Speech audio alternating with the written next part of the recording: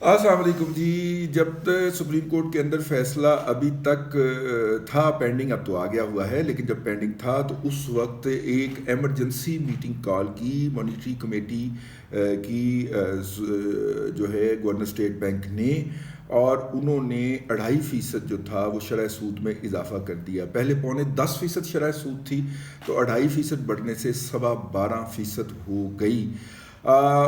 بظاہر اس کی وجہ یہ دی گئی ہے، سپریم کورٹ آف پاکستان نے اپنے ٹویٹر ہینڈل کے اوپر بتایا کہ جو اس وقت روپے کے اوپر پریشر بڑھ رہا تھا، کرنسی کو مہنگا بنایا جانا ضروری تھا تاکہ لوگ جو ہیں وہ ڈالر کے اندر سٹے بازی نہ کریں اور ڈالر کی خریداری جو ہے اس کو ملتوی کر دیں.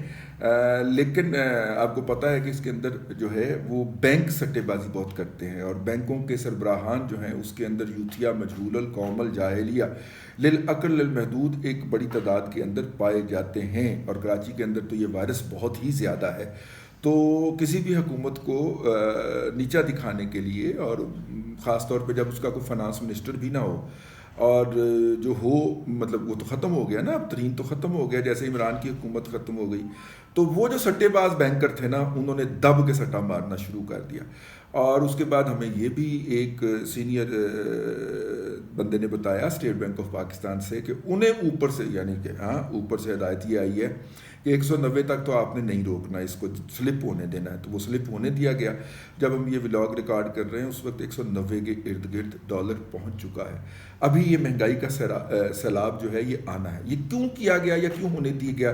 اس کی بنیادی وجہ یہ ہوتی ہے کہ مرکزی حکومت جو ہوتی ہے، جس کو ہم وفاقی حکومت کہتے ہیں، پہلے ہم ڈالر کی بات کر لیں نا کہ وہ کیوں سلپ ہوا. اس ڈالر کے اوپر مانیٹرنگ کرتی ہے مرکزی حکومت، جس کو کہتے ہیں، اس کا نمائندہ ہوتا ہے وزیر خزانہ یا سیکرٹری خزانہ. سیکرٹری خزانہ تو موجود ہے، لیکن وہ بھی کوئی یوتھیا ہوگا جو انہوں نے چن کے لگایا ہوگا، لیکن منسٹر نہیں ہے. اگر آپ کو یاد ہو تو اسحاق ڈار صاحب اس کو مینیج کیا کرتے تھے اپنے زمانے کے اندر. اور جب یہ شیدت علی نے کہا تھا کہ 110 سے ڈالر نیچے آ جائے، 100 سے نیچے آ جائے تو میں سیاست چھوڑ دوں گا، اسحاق ڈار 96 پہ لے کے آیا تھا. بیسیکلی مانیٹرنگ تھی کہ بھائی یہ جو 2 لاکھ ڈالر خریدنے کی یہ صبح کسی نے بڈ ڈالی ہے، بھائی نے پوچھو کرنا کی کیڑی ایل سی کھولنی. اور نارملی انٹر بینک مارکیٹ کے اندر بھی سٹے باز جو ہیں، اور وہ سٹے باز کون ہوتے ہیں؟ وہ بینک ہوتے ہیں. انٹر بینک مارکیٹ جو ہوتی ہے اس کے اندر صرف اسٹیٹ بینک اور بینک جو ہیں وہ ڈیل کر سکتے ہیں. تو پکڑنا بہت آسان ہوتا ہے. کوئی بھی انسان کا بچہ ہو جس کو سسٹم کا پتہ ہو اور وہ کرپشن کرنے کے لیے نہ بیٹھا ہو، وہ بڑی آسانی سے پکڑ سکتا ہے اس کو کہ بھائی نا تسی جڑے 2 کروڑ ڈالر دی ڈیمانڈ پائی ہے سسٹم دے وچ، ایسا کرنا کی جی؟ یہ کہڑا کلائنٹ ہے جہدے بیہاف تے خرید رہے ہو؟ کلائنٹ ذرا دسو نا. اور کلائنٹ نے کیا کرنا ہے؟ اور کلائنٹ نے جو ایل سی کھولنی ہے اس کے اگینسٹ اس نے کیا منگوانا ہے؟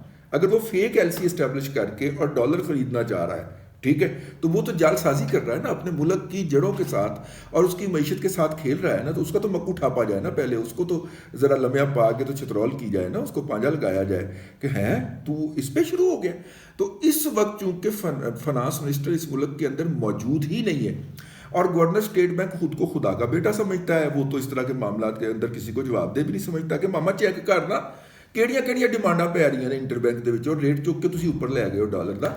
چونکہ کوئی موجود نہیں سا گھر والے گھر نہیں، تو سانوں کسی کا ڈر نہیں. اور جو چوکیدار تھا اس نے چور کے ساتھ ہاتھ ملا لیا ہوا ہے، مبینہ طور پہ مجھے کہنے دیجیے. تو نتیجے کے طور پہ ڈالر نے اٹھ کے 180 178 سے جانا ہی جانا تھا 190 کے اوپر. 190 کے اوپر بہرحال عدالت کا فیصلہ آ گیا. کچھ لوگوں کا خیال ہے کہ یہ ڈالر کو اس لیے بھی، میں ابھی ڈالر پہ ہی ہوں، ڈالر کو اس لیے بھی مار پٹوائی گئی تاکہ عدالت میں کہا جا سکے کہ دیکھیں جناب یہ کس طرح اکانومی پگھل رہی ہے، اور اگر ہمیں پوری طرح اختیار نہیں دیا جاتا 2 نمبریاں کرنے کا تو یہ اکانومی اور پگھلے گی. تو یہ اس کے لیے ماحول بنایا گیا، اور اس لیے یہ ایک پہلو، ایک الزام یہ بھی ہے.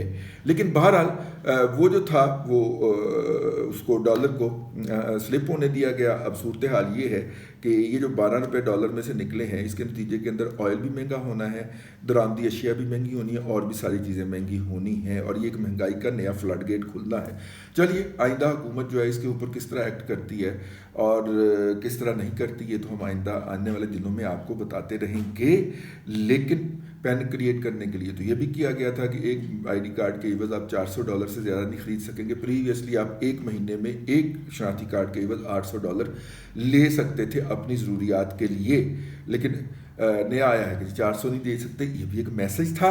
400 نہیں لے سکتے, ڈالر خرید نہیں سکتے اوپن مارکیٹ میں سے, یہ بھی ایک میسج تھا, جس کے نتیجے کے اندر پینک آیا کہ اس کا مطلب حکومت پاکستان کے پاس ڈالر مک گئے ہیں.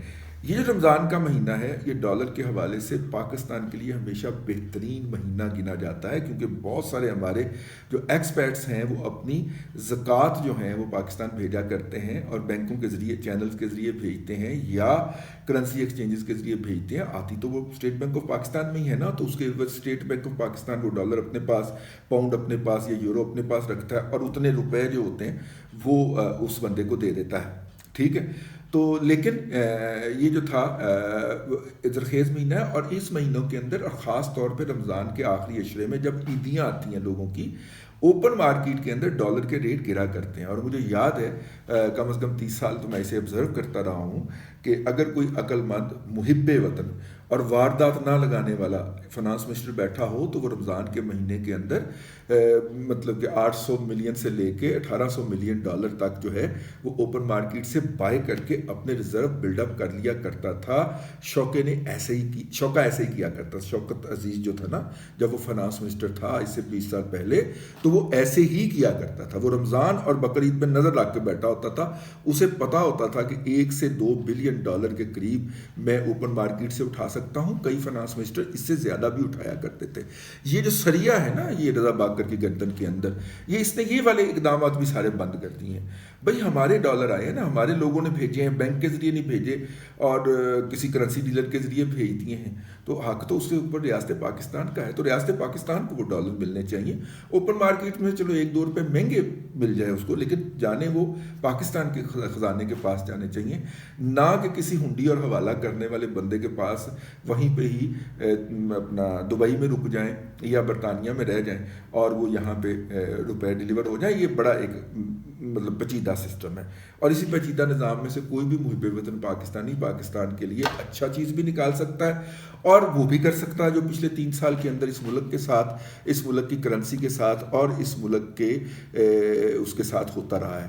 تو بہرحال انہوں نے ایک فلڈ گیٹ کھولا ہے کہ پاکستان کی جو ہے وہ اکانومی جو ہے وہ ایک وہ ڈاؤن کے اوپر پڑ جائے اور لوگ جو ہیں وہ گھبرا جائیں, ان کا بیڑا غرق ہو جائے. اکانومی جب ڈسٹرب ہوتی ہے تو وہ جغرافیہ کو ڈسٹرب کیا کرتی ہے. روس کتنا بڑا اسٹرانگ ملک تھا, اور جب اس کی معیشت نے اس کے ریاست کا بوجھ اٹھانے سے انکار کیا تو پھر 5 ریاستیں تو ہمارے ہمسائے میں نکل آئی تھی نا, یہ افغانستان کے پرلی طرف. وہ آپ کو پتہ نہیں ایسٹرن یورپ میں اس نے کتنے ملکوں کا قبضہ چھوڑا تھا, اور یہ فن لینڈ اور یہ ساری لتھوانیا اور اسٹونیا وغیرہ جو تھے ان کو آزادیاں نصیب ہوئی تھی. یہ صرف اس لیے ہوا تھا کہ روس کی معیشت ڈسٹرب ہو گئی تھی. یہ بات جو ہے یہ آپ کو یاد رکھنا بہت ضروری ہے, اور کوئی شخص ایک سازش کے تحت پاکستان کی معیشت کو بھی ڈسٹرب کرنا چاہتا ہے, اور ہمیں اس کو بے نقاب کرتے رہنا ہے اور اس کو کامیاب نہیں ہونے دینا. بے نقاب کرنے سے آپ کامیاب کیسے ہوں گے؟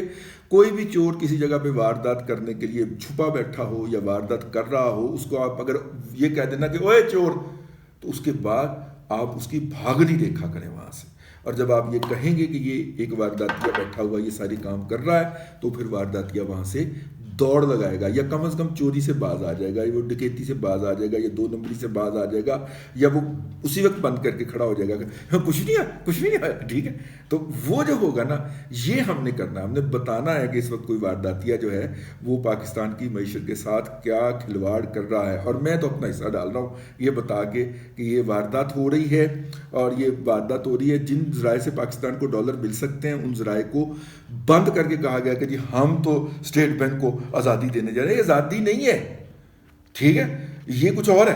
تو ہم تو اسٹیٹ بینک کی آزادی کے تحت جو اوپن مارکیٹ کے اندر تو بالکل بھی انٹرفیئر نہیں کریں گے. حالانکہ اوپن مارکیٹ والے جو ہیں بوستان وغیرہ وہ کہتے ہیں کہ جناب آپ ہمیں موقع دیں, ہم 2-2.5-3 بلین ڈالر تو آپ کو ایسے اکٹھا کر دیتے ہیں جو کہ سسٹم کے اندر ہمارے اوپن مارکیٹ کے سسٹم کے اندر گھوم رہا ہے.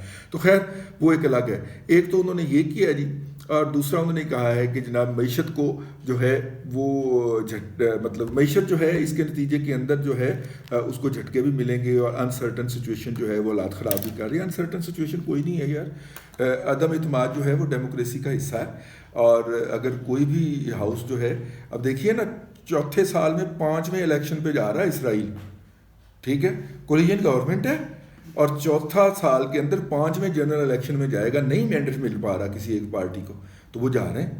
ان کے ہاں تو کوئی غیر یقینی کی صورتحال نہیں پیدا ہوتی، ان کے ہاں تو کوئی ان کا جو کرنسی ہے وہ نیچے کو نہیں جاتی، وہ دنیا کے اندر اسی طرح کی بدماشی کرتے رہتے ہیں۔ ان کی بدماشی، اگر ان کے ہاں کوئی غیر یقینی کی صورتحال ہو تو ان کی بدماشی کے اندر کمی آئے نا، یا ان کی بدماشی کے اندر رکاوٹ آئے، یا کوئی سٹاپیج آئے، نہیں آ رہا۔ اس کا مطلب یہ ہے کہ ان کا نظام انٹیکٹ رہتا ہے، اور وہ نظام ایکٹ کرتا رہتا ہے وہ جبر اور استبداد کا، قتل و غارت گری کا، لوگوں کے حقوق پہ لوگوں کو قبضے کرنے کا، بے گناہوں کو قتل کرنے کا نظام وہ یہی ہے۔ لیکن ان کے ہاں اگر جمہوریت ورک کر رہی ہے تو، اور چوتھے سال کے اندر 5ویں الیکشن آ رہے ہیں، تو اس کے ہاں تو کوئی نہیں آتا۔ وقت پڑتا ہے روس کے ہاں جہاں پہ جمہوریت نہیں، اور سسٹم جو ہے وہ پیوٹن کی ذات کے گرد گھوم رہا ہے، ریوالو کر رہا ہے۔ تو اب اگر یوکرین والے ڈٹ گئے ہیں اور انہوں نے جناب روس کے اندر گھس کے مارنا شروع کر دیا ہے، تو اب پیوٹن صاحب کی جو ہے وہ بکری بہہ گئی ہے، اور ان کی اپنی 2 بالغ بیٹیاں جو ہیں وہ اپنے جو ایسٹس ہیں ان کو یورپ میں ڈسپوز آف کرتی ہوئی پکڑی گئی ہیں، ٹھیک ہے۔ یقین روس کے اوپر، باپ حکمران ہے اور اپنا سیاہ و سفید کا مالک ہے، لوگوں کو زندگی دے سکتا ہے، لوگوں کو موت دے سکتا ہے، لیکن اس کے باوجود اس کی بیٹیوں کا اپنے ملک کے اوپر ایمان یہ ہے کہ وہ اس صورتحال میں، جب اتنا سا چھوٹو سا ملک ہے یوکرین ان کے مقابلے میں، اس کے اوپر جو جنگ ہوئی ہے، تو وہ وہاں سے اپنے ایسٹس جو ہیں ان کو برطانیہ اور امریکہ کے اندر، یورپ کے اندر کسی جگہ کے اوپر ڈسپوز آف کرتی ہوئی، ڈمپ کرتی ہوئی نا، ٹریک تو پھر ہو جاتا ہے نا جی، ان کے سسٹم تو پھر ہیں نا جی اس طرح کے، اتنا بڑا ایسٹ آپ نے موو کیا ہے ایک جگہ سے دوسری جگہ، تو آئی بروز تو کھڑی ہو جاتی ہیں، تو وہ بھی ہو گیا۔ تو کہنے کا مطلب یہ تھا کہ پاکستان کی معیشت کو بھی کوئی بندہ جو ہے وہ رولر کوسٹر پہ چڑھا کے اوپر پہاڑی سے چھوڑ کے تو کہہ رہا ہے کہ بچاؤ بچاؤ بچاؤ، حالانکہ چھوڑا کس نے؟ اسی نے اسی 2 نمبر شخص نے ہی دھکا دیا ہے۔ تو پہلے اس شخص کو پہاڑی کے اوپر سے دھکا دیں گے، رولر کوسٹر کو تو رک ہی جائے گی، کہیں درمیان میں نہیں رکے گی تو آخر میں جا کے روک لیں گے، لیکن پہلے اس فسادی کو سائڈ پہ کرنا ضروری ہے۔ نئی حکومت جو بھی آئے وہ اس کے اوپر نظر رکھے۔ سنا ہے وہ اگلے وزیر خزانہ کے لیے بھی لابنگ کرتا ہوا پایا جا رہا ہے۔